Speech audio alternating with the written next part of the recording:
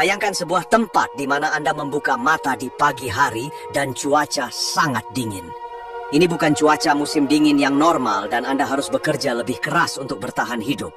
Dan Anda sudah dewasa dan Anda bahkan memiliki keluarga yang harus Anda urus di dalam rumah. Jadi, Anda harus memiliki kemauan yang kuat dan disiplin. Anda harus bangun dari tempat tidur dan menghangatkan rumah Anda. Jadi, berapa suhu minimum di mana manusia dapat bertahan hidup di wilayah manapun? Pada saat ini, ada sebuah wilayah di dunia yang disebut Yakutsk dan terletak di wilayah Siberia, Rusia. Yakutsk atau Republik Sakha hanyalah salah satu republik otonom yang membentuk Rusia. Republik ini memiliki luas wilayah yang sangat besar dengan jumlah penduduk lebih dari 3 juta jiwa. Oleh karena itu, negara ini lebih besar daripada sebagian besar negara di dunia yang Anda kenal. Namun, karena kondisi iklim di sana sangat menantang, hanya sekitar 970.000 orang yang dikatakan aktif tinggal di daerah yang sangat luas ini. Sekitar setengah dari populasi ini adalah orang Yakut, sisanya adalah orang Rusia dan kelompok minoritas lainnya. Yakutsk dianggap sebagai kota terdingin di dunia. Suhu di sana dapat dengan mudah turun dari -20 hingga -49 derajat Celcius, terutama di musim dingin. Dan orang-orang harus hidup dalam cuaca beku hingga -71 derajat Celcius. Ketika Anda melihat sekeliling, semuanya berwarna putih, berkabut hampir sepanjang waktu, dan tidak ada yang bisa melihat satu sama lain. Banyak gadget teknologi yang tidak berfungsi di sana, pipa air membeku, dan sering terjadi pemadaman listrik. Knalpot kendaraan membeku dan orang-orang hanya dapat menikmati manfaat kehidupan modern secara minimal. Ketika orang-orang di dunia luar berpikir tentang Rusia, mereka hanya memikirkan Moskow dan tempat-tempat seperti Sankt Petersburg. Dan mereka sebagian besar mengunjungi dua wilayah ini. Wilayah Siberia seperti Yakutsk, Republik Sakha, tidak hanya dikunjungi oleh orang-orang yang tinggal di negara lain, tetapi juga oleh mayoritas penduduk Rusia. Dari Moskow ke Yakutsk misalnya, jaraknya 8.400 km melalui jalan darat. Karena akan sangat sulit untuk menempuh rute ini dengan mobil, Anda harus mengambil penerbangan selama 7 jam melalui udara. Ini karena Moskow berada di ujung paling barat Rusia, sementara Yakutsk berada di salah satu garis paling timur federasi.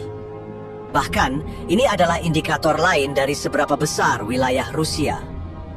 Sebagai contoh, sumber utama penghangat bagi masyarakat di sana adalah tungku kayu bakar, yang menyala terus-menerus selama hampir 9 bulan dalam setahun dan tidak pernah padam. Menjaga kehangatan tubuh lebih penting daripada mencari makanan di Yakutsk. Jika suhu tubuh Anda turun di bawah tingkat tertentu, Anda bisa sakit parah dan kehilangan nyawa. Di Yakutsk, orang-orang membeli bahan makanan dan barang-barang pasar yang membeku secara spontan karena cuaca dingin.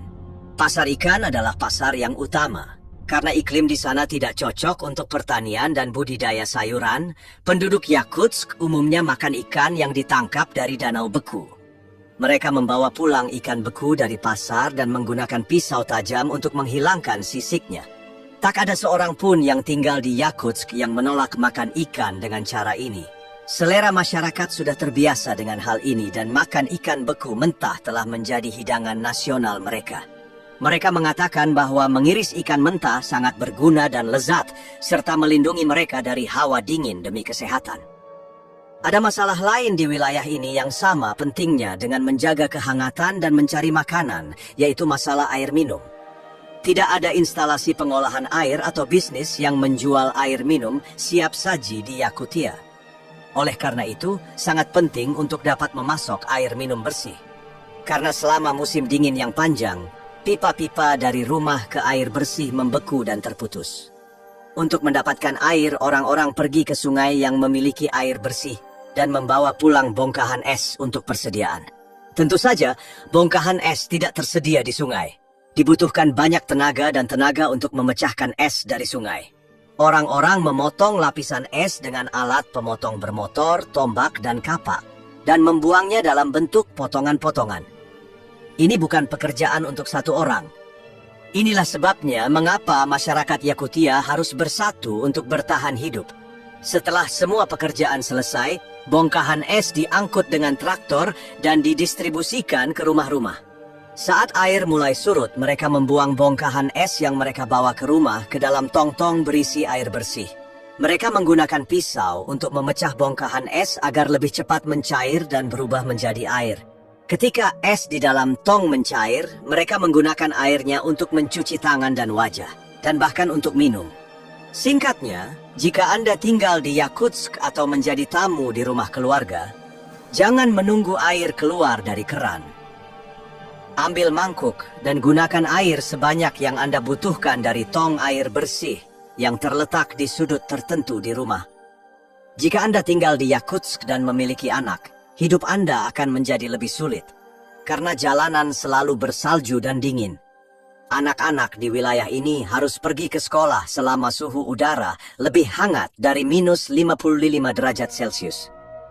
Jika suhu mencapai minus 70, sekolah diliburkan untuk sementara waktu dan suhu diperkirakan akan meningkat. Jadi, orang-orang di wilayah ini menjalani hidup sesuai dengan jalannya alam. Tujuan utama orang-orang di sini bukanlah untuk membeli rumah, mobil, atau menjadi kaya, tetapi untuk bertahan hidup dan melindungi keluarga mereka dalam kondisi cuaca paling keras di dunia. Sampai di sini, mari kita asumsikan bahwa Anda sudah bangun dari tempat tidur, menghangatkan badan, dan pergi ke kamar mandi untuk mengurus keperluan Anda.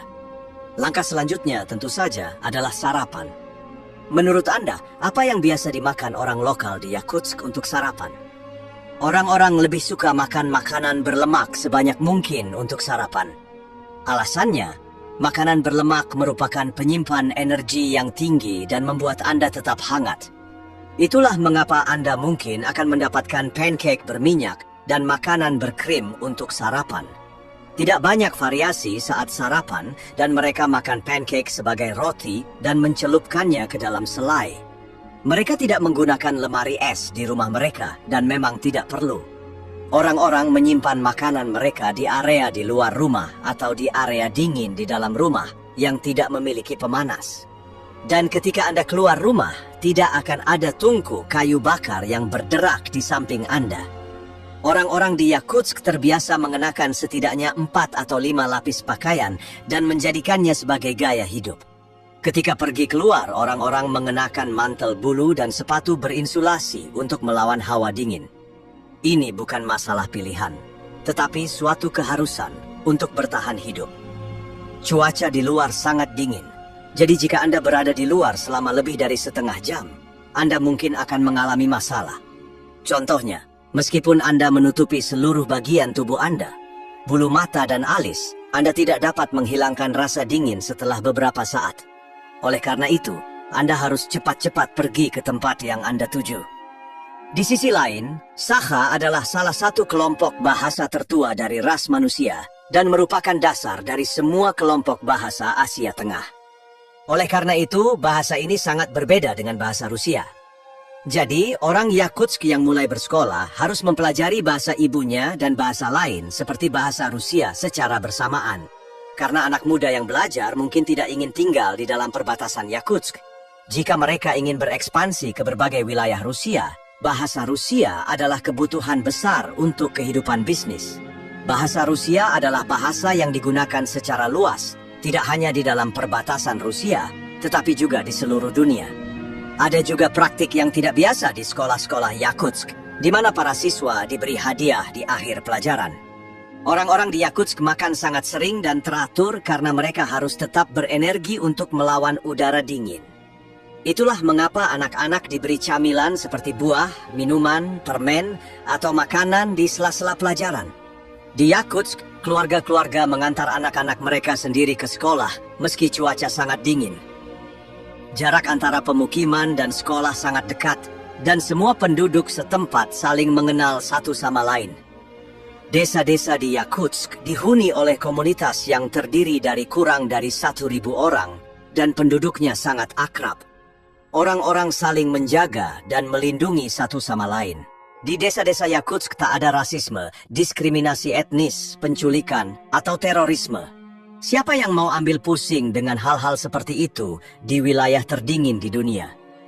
Setengah dari orang yang tinggal di negara otonom ini adalah orang Saka sendiri, yaitu orang Yakut. Jadi, tidak ada orang berbahaya yang datang dari luar dan mencoba mengganggu kehidupan masyarakat di Yakutsk. Kehidupan kota di Yakutsk harus dilakukan dengan mobil dan minibus. Bahkan jika orang tinggal di pusat kota, mereka tidak bisa bepergian jauh dengan berjalan kaki. Tidak hanya lapisan salju yang terlalu tebal dan menyulitkan untuk berjalan, tetapi setelah 20 atau 30 menit berjalan, Anda akan mati kedinginan. Orang-orang menggunakan transportasi umum untuk menghindari sakit. Suhu rata-rata biasanya minus 50 derajat Celcius, yang dianggap normal untuk kehidupan di kota ini.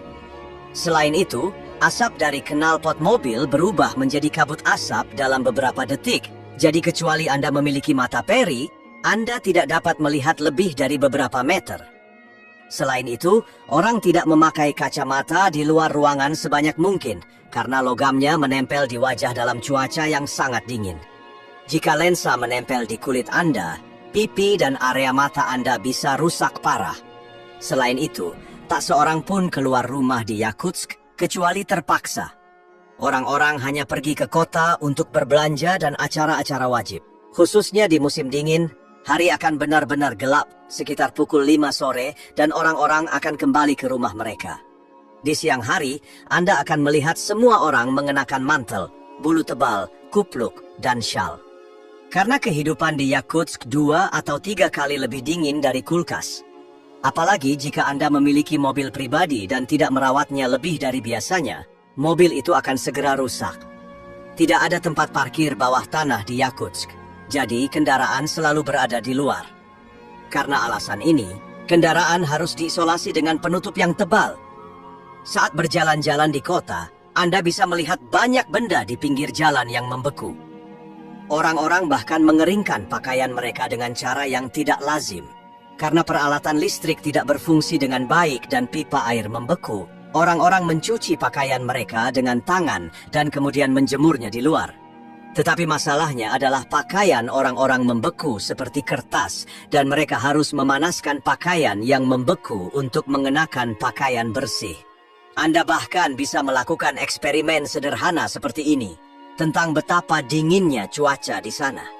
Anda juga bisa mendapatkan ide tentang dinginnya cuaca dari makanan ringan yang dimakan orang.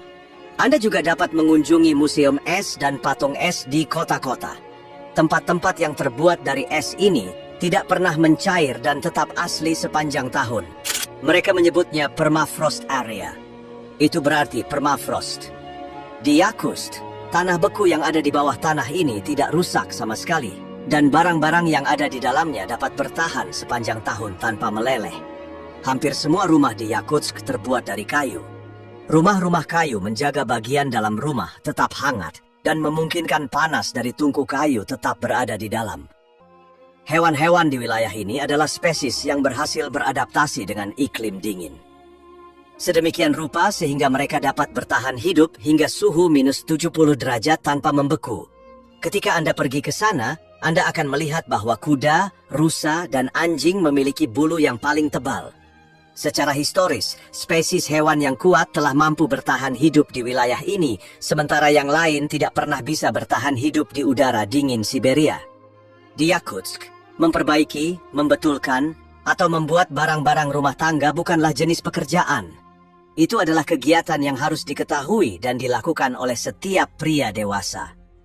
Di waktu luang mereka, para pria di rumah pergi ke ruang kerja dan membuat sesuatu.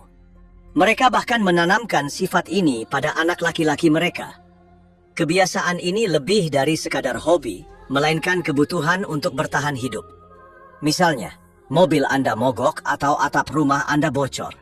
Atau rumah kayu Anda mengalami keretakan dan Anda perlu memperbaikinya.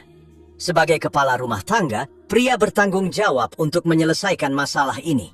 Karena tidak ada seorang pun dari luar yang akan datang ke rumah Anda pada suhu minus 70 derajat dan memperbaiki atap Anda atau mengetahui pisau Anda sehingga Anda dapat memotong daging, teman-teman. Setiap orang harus menjaga diri mereka sendiri di geografi yang dingin ini. Ikan juga ditangkap dalam jumlah besar di Yakutsk. Karena tak mungkin menanam buah dan sayuran karena iklim yang keras, orang-orang memancing secara massal di sungai-sungai yang membeku. Es di sungai dan danau dipecahkan dengan tombak yang tajam dan kemudian jaring dilemparkan ke dalam air di bawah es. Orang-orang berdiri di dekat jaring selama berjam-jam dan menunggu ikan-ikan masuk ke dalam jaring. Untuk makan malam, para wanita di rumah memasak ikan yang mereka tangkap dari sungai-sungai Yakutsk yang telah disebutkan sebelumnya. Pertama, mereka membersihkannya dengan baik dan kemudian memasaknya. Karena mereka makan ikan hampir setiap hari, mereka tidak repot-repot dengan metode tambahan seperti memanggang. Mereka memasak dan makan di dalam panci yang berisi air garam. Selain itu, jika Anda pergi ke restoran di Yakutia, Anda mungkin akan menemukan hidangan yang tidak biasa Anda makan. Masakan Yakut berbahan dasar susu, daging merah, ikan dan buah-buahan liar. Pada saat ini, mereka dapat mengonsumsi daging kuda dan ikan mentah sedikit beku. Mereka memiliki hidangan tradisional yang disebut stroganina, yang merupakan ikan trout beku mentah yang diiris tipis. Mereka yang pernah makan ikan mentah mengatakan bahwa dagingnya sangat empuk dan segar di lidah. Pada saat yang sama, daging ini dikatakan sangat bergizi untuk kondisi musim dingin. Daging dan hati kuda beku juga sangat diperlukan bagi orang Yakut. Sebagai contoh, setelah zaman es, suku Yakutsk bertahan hidup dengan memakan daging kuda mentah dan garis keturunan mereka masih bertahan hingga hari ini. Oleh karena itu, keluarga Yakutsk sangat menghormati daging kuda. Selain makan daging kuda, mereka juga minum banyak komis, susu kuda yang difermentasi dengan makanan mereka. Mereka menyajikannya dalam keadaan dingin dalam cangkir khusus Yakut. Jika Anda terbiasa dengan budaya Asia Tengah, Anda mungkin pernah mencicipi daging kuda dan susu kuda. Oleh karena itu, Anda mungkin tidak akan mengalami kesulitan dalam hal rasa. Jika Anda adalah tamu di sebuah rumah di Yakutsk, Anda mungkin memiliki tanda tanya besar di benak Anda tentang toilet. Karena kami telah mengatakan bahwa pipa-pipa dalam sistem infrastruktur membeku dan air bersih tidak masuk ke dalam rumah. Hal yang sama juga berlaku untuk toilet. Karena cuaca yang membeku, saluran pembuangan toilet di rumah-rumah tidak berfungsi. Oleh karena itu, pondok toilet keliling telah dibangun di luar rumah dan orang-orang menggunakannya dalam cuaca yang sangat dingin. Sedangkan untuk mandi, karena saking dinginnya, orang hanya bisa mandi seminggu sekali. Dan itu mungkin pada hari Minggu. Tentu saja, mandi di sini bukan dengan air yang mengalir dari bukit. Mereka memiliki gubuk mandi di luar rumah. Di gubuk ini, api kayu dinyalakan dan bak mandi disiapkan. Area pancuran dipanaskan selama sekitar 5 jam dan bak mandi mencapai suhu yang dibutuhkan. Dalam kehidupan sehari-hari, masyarakat Yakutsk tidak memiliki banyak hobi dan aktivitas. Selain bermain bola salju, mereka juga sesekali bermain sepak bola di atas tanah yang membeku atau bermain kereta luncur dan ski. Wilayah ini juga terkenal dengan berliannya. Jika Anda melihat-lihat toko-toko di Yakutsk, Anda bisa melihat beberapa di antaranya menjual perhiasan dan aksesori berlian. Selain itu, Siberia selalu menjadi wilayah pertambangan paling produktif di Rusia. Di masa lalu, para penjahat dikirim ke tambang-tambang di Siberia untuk dihukum. Atau, mereka yang ingin bekerja di tambang dan mendapatkan uang akan datang ke wilayah Yakutsk dan bekerja di tambang-tambang terdekat. Siberia masih dikenal memiliki cadangan berlian yang sangat penting hingga saat ini, dan dalam hal ini mereka memiliki mineral berharga. Ini seringkali merupakan kehidupan rutin orang Yakut di Yakutsk. Namun, apakah Anda akan mempertimbangkan untuk tinggal di zaman modern di tempat yang terisolasi dari dunia dan berjarak beberapa kilometer dari area-area penting di dunia? Jika Anda menikmati videonya, jangan lupa untuk menyukai dan berlangganan saluran kami. Kami juga ingin mengucapkan terima kasih kepada para pelanggan kami yang telah mendukung saluran kami dengan bergabung menjadi anggota. Selamat tinggal.